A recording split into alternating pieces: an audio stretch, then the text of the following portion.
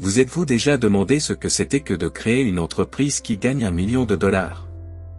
Eh bien, dans le livre 12 mois pour $1 million, Ryan de Moran explique, étape par étape, comment créer et développer une entreprise à 7 chiffres en 12 mois ou moins. Regardez donc cette vidéo jusqu'au bout, et dites-moi ce que vous pensez de ce plan d'affaires à $1 million. Ryan dit que l'objectif est d'avoir 3 à 5 produits se vendant à $30 l'unité. Si vous pouvez faire cela, vous avez un business à $1 million, et nous commençons avec l'étape numéro 1, choisir votre client. La plupart des gens lorsqu'ils veulent démarrer une nouvelle entreprise, se demandent souvent, quel produit devrais-je vendre?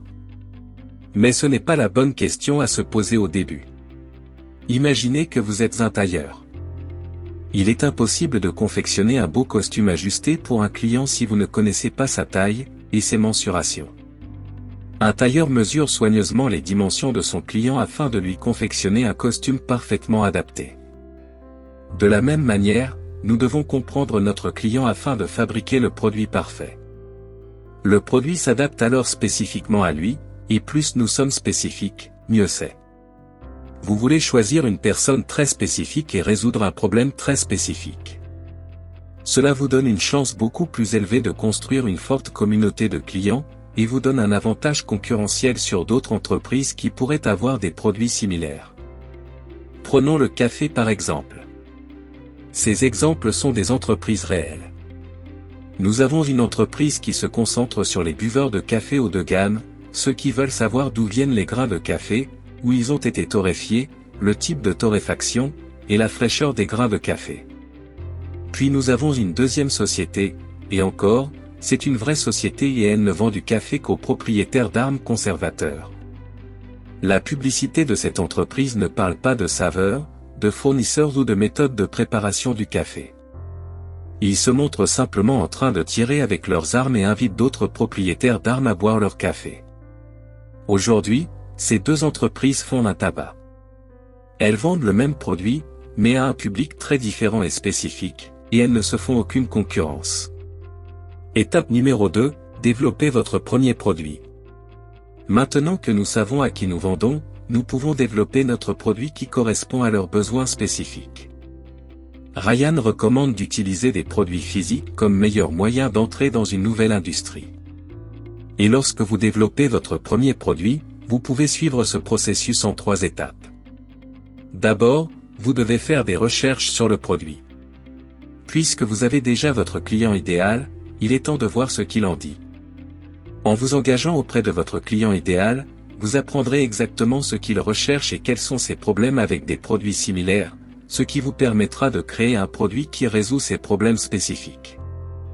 Deuxièmement, vous voulez trouver qui peut fabriquer. Ce que beaucoup de gens ne réalisent pas, c'est que beaucoup des plus grandes marques du monde ne créent pas réellement leurs propres produits. Ils sont créés par des entreprises appelées fabricants sous contrat. Vous avez besoin de quelqu'un qui peut créer exactement ce que vous recherchez pour un bon prix, et qui a une excellente communication. Et troisièmement, vous devez l'affiner. Ryan dit que la première itération de votre produit n'a pas besoin d'être parfaite. Vous pouvez le modifier au fur et à mesure, mais vous devez avoir une bonne idée de ce que votre client recherche et faire de votre mieux pour le lui donner. Utilisez ensuite les commentaires pour continuer à affiner et à améliorer votre produit. Ce premier produit deviendra votre produit d'entrée. Car n'oubliez pas qu'il faut développer 3 à 5 produits qui serviront le même client. À ce stade, ce serait une bonne idée de faire un brainstorming sur ce que seront ces autres produits. Nous ne sommes pas obligés de les fabriquer tout de suite, mais nous voulons avoir une bonne idée de ce qui peut compléter notre premier produit. Un excellent exemple de la façon dont cela peut être fait, est l'entreprise Bulletproof Coffee. Dave Asprey était un humble vlogueur qui écrivait sur la productivité et l'optimisation de la santé. Il recommandait l'ajout de graisse et de noix à son café du matin. Lorsque Dave a lancé cette entreprise, il avait plus d'un produit en tête que le simple café, mais il a lancé ce Bulletproof Coffee comme produit d'entrée. Ensuite, il a lancé l'huile de noix de coco à ajouter au café. Puis, ce fut le GI sans lactose, qui est essentiellement du beurre clarifié. Puis ce fut les barres protéinées, puis les protéines de lactosérum, puis l'huile MCT améliorée. Bulletproof Coffee n'est pas seulement une entreprise de café, mais une entreprise de biohacking qui vaut des centaines de millions de dollars. Ce café n'est pas seulement plus cher, mais il est accompagné de nombreux compléments coûteux, car il ne s'adresse pas seulement aux buveurs de café, mais aussi à ceux qui cherchent à améliorer leur performance. Leurs clients sont prêts à payer plus cher pour leurs produits parce qu'ils ont été conçus spécialement pour eux. Troisième étape, le financement de votre entreprise. Toute entreprise a besoin d'argent pour fonctionner. Savoir comment l'entreprise sera financée est donc une partie importante de votre plan. Il existe 4 façons de financer votre entreprise, chacune présentant des avantages et des inconvénients. Numéro 1, l'autofinancement. Cette méthode est assez simple. Il s'agit d'utiliser votre propre argent pour démarrer l'entreprise et acheter votre premier lot de stock, ou même de prévendre le stock et d'utiliser l'argent de la prévente pour financer le futur stock. L'avantage d'être autofinancé est que vous n'avez pas à céder une partie de votre entreprise à des investisseurs, vous restez donc le seul propriétaire de l'entreprise. L'inconvénient de l'autofinancement est que toute erreur majeure peut entraîner la faillite de l'entreprise. Comme l'entreprise n'a pas beaucoup d'argent, il n'y a pas beaucoup de place pour les erreurs. L'une des erreurs les plus courantes des entrepreneurs autofinancés est de ne pas gérer correctement les stocks. De nombreux entrepreneurs s'inquiètent de ne pas pouvoir vendre leurs produits, mais le véritable défi pour les entreprises est tout le contraire. Le vrai défi est de tenir l'inventaire. Si c'est le cas, Ryan recommande d'utiliser votre prix pour manipuler l'offre et la demande. Ainsi, si les stocks se vendent plus vite que vous ne pouvez les obtenir, cela signifie que la demande pour votre produit est plus élevée que ce que votre modèle économique actuel peut gérer. Donc, en augmentant les prix, vous réduisez la demande et ralentissez la vitesse à laquelle vos cellules se produisent, ce qui vous donne une chance d'obtenir de nouveaux stocks avant de les épuiser. Et puisque votre prix est plus élevé, vous gagnez plus d'argent par unité, ce qui peut vous permettre de contrôler l'offre et la demande sans sacrifier le cash. Numéro 2, le financement par des investisseurs. Cela signifie que vous prenez l'argent d'investisseurs en échange d'une partie de votre entreprise. L'avantage de lever des fonds pour votre entreprise est que ce capital supplémentaire vous permet de mieux contrôler les stocks, et de vous concentrer sur la constitution d'une communauté de clients, et de clients potentiels dans un premier temps, puis d'optimiser les profits par la suite. L'inconvénient de cette méthode est que vous devrez céder une partie de votre entreprise dans un certain pouvoir de décision aux investisseurs. Troisièmement, le crowdfunding. Il s'agit de collecter des fonds auprès du public pour aider à lancer votre produit ou service. L'avantage de cette méthode est que vous pouvez lever des fonds sans avoir à renoncer à des capitaux propres, et qu'en levant des fonds auprès du public, vous avez déjà un groupe de clients potentiels qui sont investis dans le succès de votre entreprise. L'inconvénient du crowdfunding est que, pour réussir, vous devez mener une campagne de marketing efficace afin de faire connaître votre produit, ce qui peut demander beaucoup de travail, et dans de nombreux cas, être coûteux. Quatrièmement, l'endettement peut être un outil utile. Mais un outil risqué. Ryan recommande de ne jamais s'endetter pour améliorer les concepts. Si vous démarrez une nouvelle entreprise, ce n'est pas une bonne idée de recourir à l'endettement, même si vous avez un excellent produit, si vous ne maîtrisez pas totalement votre processus de vente. Pourtant, l'utilisation de la dette peut amplifier le coût de toute erreur, mais d'un autre côté, la dette peut être un excellent outil, notamment pour éviter de manquer de stock si vous vendez trop vite. De nombreuses entreprises utilisent la dette de manière stratégique lorsqu'elles peuvent prédire de manière fiable un ROI positif. Par exemple, si vous allez utiliser l'argent pour acheter un produit à $10 qui se vendra $50 et que vous savez que vous avez des ventes régulières et fiables, alors un prêt de $10 000 peut générer un flux de revenus de $50 000 pour l'entreprise. Mais encore une fois, l'endettement ne doit être utilisé que lorsque l'on peut prédire de manière précise et fiable, un retour sur investissement positif après avoir pris en compte le coût de la dette. La dette ne doit pas être utilisée en cas d'incertitude. Quatrième étape, empiler les cartes. Maintenant que vous savez qui sera votre client, ce que vous allez vendre et comment vous allez financer votre entreprise, il est presque temps de lancer votre produit. Et alors que vous vous préparez à lancer votre premier produit, il est important d'utiliser tous les avantages possibles pour que ce lancement soit une réussite. Avant de vendre un produit ou même d'en avoir un, vous devez commencer à rassembler une communauté de clients idéaux dans un endroit où vous pouvez communiquer, et vous engager avec eux.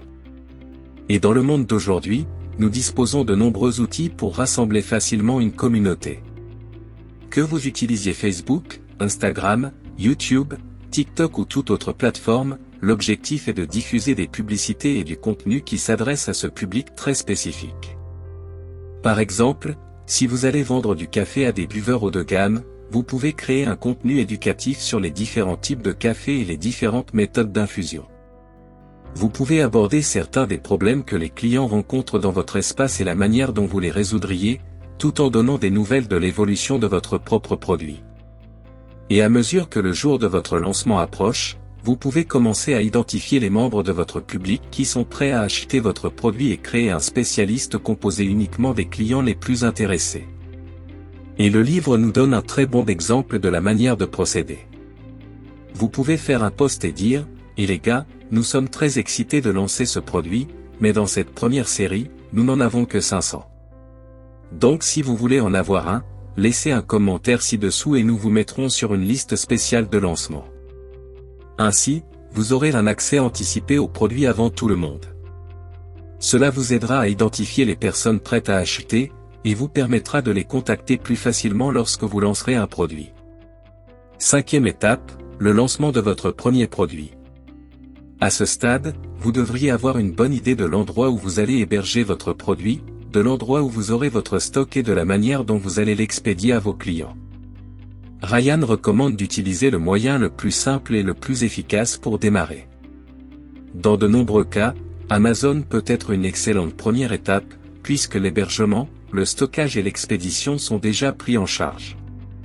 Lorsque vous lancez votre premier produit, chaque cellule compte, non seulement pour les recettes, mais aussi pour établir une excellente expérience client dès le premier jour. Votre objectif est de transformer les clients en fans enthousiastes. Cela signifie que vous devez vous surpasser pour chaque client, chaque critique et chaque commentaire. À ce stade du processus, tout peut aussi être une ressource. Un tweet de la bonne personne peut apporter 10 clients supplémentaires. Une excellente critique vidéo peut être transformée en une publicité. Une mention dans un podcast peut apporter des milliers de nouveaux super fans à votre marque. Jusqu'à présent, nous avons abordé la partie décisionnelle de l'activité. Maintenant, il est temps de passer au vrai travail. Étape numéro 6, passer à 25 cellules par jour. Après le lancement, inévitablement, l'engouement va finir par ralentir, généralement dans les 2 premières semaines après le lancement, et vos cellules vont diminuer. C'est là que le vrai travail commence et que votre endurance émotionnelle sera testée. Vous pouvez passer de 10 cellules par jour le jour du lancement à 3 cellules par jour quelques semaines plus tard. Comme le dit Ryan, les fluctuations de dopamine pendant cette période sont indescriptibles. Vous pouvez vous sentir au sommet du monde certains jours comme un échec total un autre jour. Mais vous devez vous en tenir au processus. Cette étape pourrait être le processus le plus éreintant car nous devons expérimenter et déterminer quelles méthodes de publicité dans les ventes fournissent les meilleurs résultats, et les plus cohérents. Qu'il s'agisse de publicité, de création de contenu, d'appel direct aux clients, ou de toutes ces méthodes. Votre objectif est de continuer à construire une dynamique au cours des prochains mois, où ces 3 cellules par jour se transforment en 5 cellules et ces 5 cellules se transforment en 8 et 10 et ainsi de suite, jusqu'à ce que vous arriviez à 25 cellules par jour. Une fois que vous obtenez régulièrement 25 cellules par jour, cela signifie que vous avez un concept éprouvé. Vous apportez $22 000 de revenus par mois, mais surtout, vous pouvez maintenant commencer à développer votre entreprise, et il est temps de lancer votre deuxième produit. Rappelez-vous, une entreprise d'1 million de dollars est constituée de 3 à 5 produits, chacun vendant 25 à 30 unités par jour. Et une fois que nous avons compris comment vendre 25 unités d'un produit, nous pouvons appliquer la même stratégie pour le deuxième et le troisième produit. Ce qui est bien, c'est que nous avons déjà fait une grande partie du travail. Il est plus facile de lancer son deuxième produit que son premier. Vous avez déjà un public qui est heureux d'acheter chez vous, et vous avez créé de bonnes relations avec vos clients, ce qui les rend plus susceptibles d'acheter votre deuxième produit. Il est donc beaucoup plus facile et rapide de faire passer votre deuxième produit à 25 ventes par jour. 7e étape, créer une marque d'1 million de dollars. À ce stade, votre objectif est d'étendre votre portée et d'attirer de nouveaux publics vers votre entreprise. Pour ce faire, vous continuez à publier un excellent contenu spécifique à votre public, à créer des publicités et à établir des relations avec des personnes influentes dans votre espace, comme les médias sociaux, les influenceurs, les podcasteurs, les vlogueurs et même d'autres entreprises. Il y a 2 points d'attention principaux lorsque vous êtes prêt à faire évoluer votre entreprise vers une marque d'1 million de dollars. Premièrement, assurez-vous que vos systèmes peuvent gérer un plus grand volume de ventes. Cela signifie que vous devez vous assurer que votre fabricant peut continuer à développer une quantité croissante de produits. Vous disposez d'un espace suffisant pour le stocker et d'un processus d'expédition et de manutention adéquat pour répondre à un volume plus important de produits. Ou si vous utilisez un service externe comme Amazon, vous devez vous assurer que vous disposez constamment d'un stock suffisant pour répondre à un niveau plus élevé de commandes, et deuxièmement, maximiser la portée de votre marque. À ce stade, vous passez de la vente individuelle à la vente collective. Au lieu de parler à une personne à la fois pour obtenir une vente, vous voulez vous concentrer pour parler à autant de personnes que possible dans votre espace. À ce niveau, il s'agit de développer la notoriété de la marque. Vous voulez que le plus grand nombre de personnes dans votre secteur d'activité connaissent votre entreprise au fur et à mesure que vous la développez. Tout entrepreneur a besoin de 3 choses principales.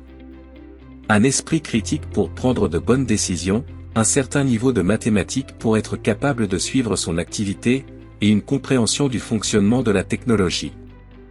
Nous sommes donc arrivés au terme de cette vidéo.